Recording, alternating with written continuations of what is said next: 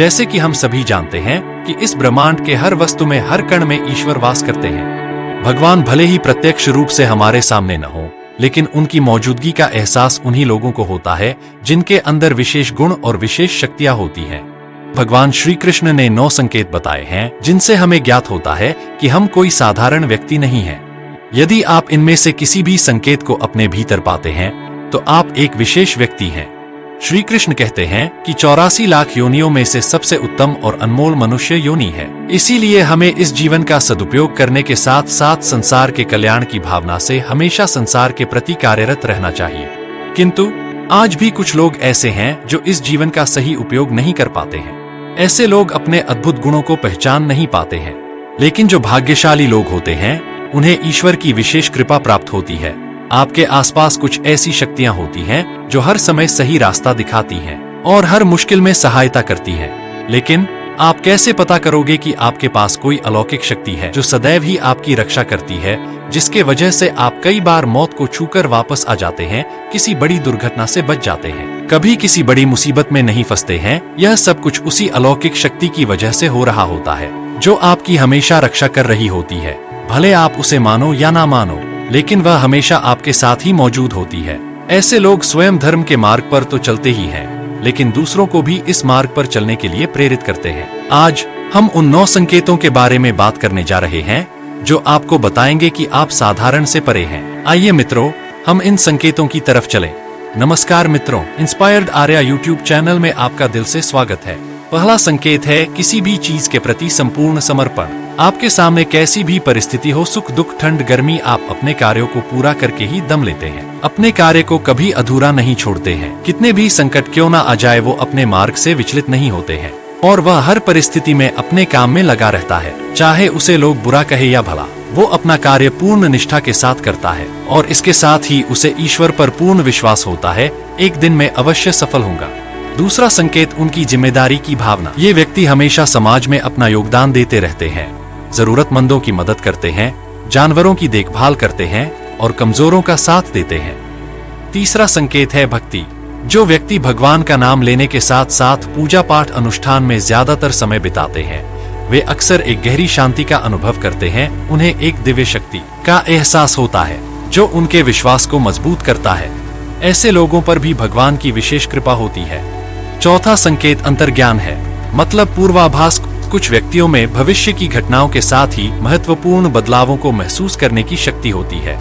संसार में कुछ लोगों के पास एक ऐसी अद्भुत शक्ति होती है जिससे उन्हें भविष्य में होने वाली कुछ विशेष घटनाओं के बारे में पहले से ही पता चल जाता है। जब भविष्य में कुछ बड़ा होने वाला होता है, इनका मन अचानक बेचैन होने लगता है और इन्हें आसपास के वातावरण में बदलाव महसूस होने लगता है। प्रकृति में इन्हें कुछ ऐसे अशुभ चिन्ह दिखाई पड़ते हैं जिससे इन्हें पता चल जाता है कि कुछ बड़ा होने वाला है और यह तुरंत सावधान हो जाते हैं। पांचवा संकेत है दयालुता। ये व्यक्ति कभी भी दूसरों की बुराई नहीं करते। आलोचना और गपशप से भरी दुनिया में वे अपने चारों ओर सकारात्मकता को ही बढ़ावा देते हैं। आप इनको कितना भी बुरा भला कहो, लेकिन ये आपको कभी भी बुरा भला नहीं कहेंगे। ये हमेशा अच्छे विचारों को ही महत्व देते हैं। छठवां संकेत है गैरहानिकारक होना। असाधारण लोग दूसरों को नुकसान नहीं पहुंचाते हैं। वे किसी से घृणा नहीं करते हैं। असाधारण व्यक्ति दूसरों का शोषण नहीं करते हैं और उनकी कमजोरियों का लाभ नहीं उठाते हैं। इसीलिए समाज में उन्हें सम्मान और सराहना मिलती है। सातवां संकेत है दिव्य सुगंध का अनुभव। कुछ व्यक्तियों को अपने आसपास और चारों ओर एक विशिष्ट सुगंध आती रहती है जो कि फूलों और अगरबत्तियों जैसी होती है, जो कि एक दिव्य ऊर्जा की उपस्थिति होने का संकेत देती है। तो ऐसे लोगों पर भी भगवान की विशेष कृपा होती है। आठवां संकेत है ब्रह्मा मुहूर्त, जिसे हमारे शास्त्रों में अत्यंत शुभ माना गया है। यह दिन का सबसे महत्वपूर्ण समय होता है, जिसे देवताओं का समय भी कहते हैं। जो लोग इस समय बिगर किसी झंझट के जागते हैं, ऐसे लोग अक्सर अपने विचारों और लक्ष्यों को साफ साफ समझ पाते हैं। नौवां संकेत आध्यात्मिक कार्यक्रमों के दौरान प्रकट होता है।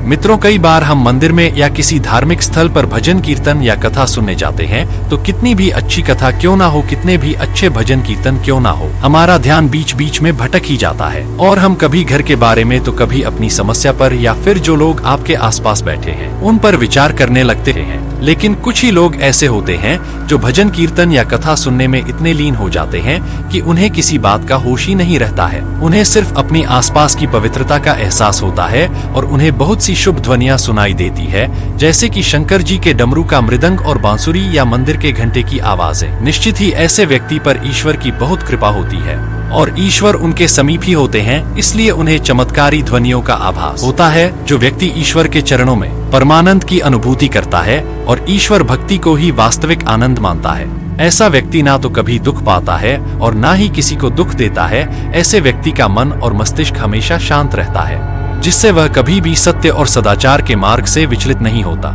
यही आशीर्वाद उसे ईश्वर से मिला होता है, जिससे वे हमेशा समाज में सम्मान प्राप्त करते हैं। अगर आप स्वयं की पत्नी के प्रति वफादार है, कभी आपने पत्नी के साथ धोखा नहीं किया है, कभी किसी पराई स्त्री से किसी भी प्रकार का रिश्ता नहीं रखा है, आप पराई स्त्रियों को माता और बहन मानते हैं, तो आपके अंदर एक अद्भुत शक्ति है।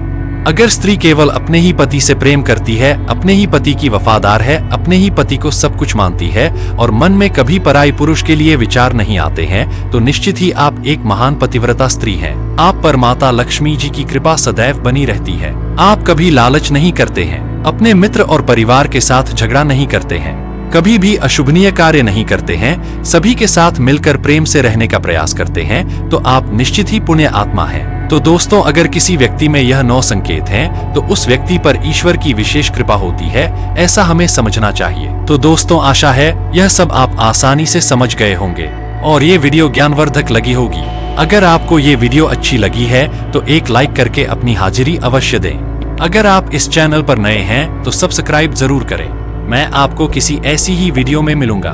धन्यवाद। श्री कृष्ण।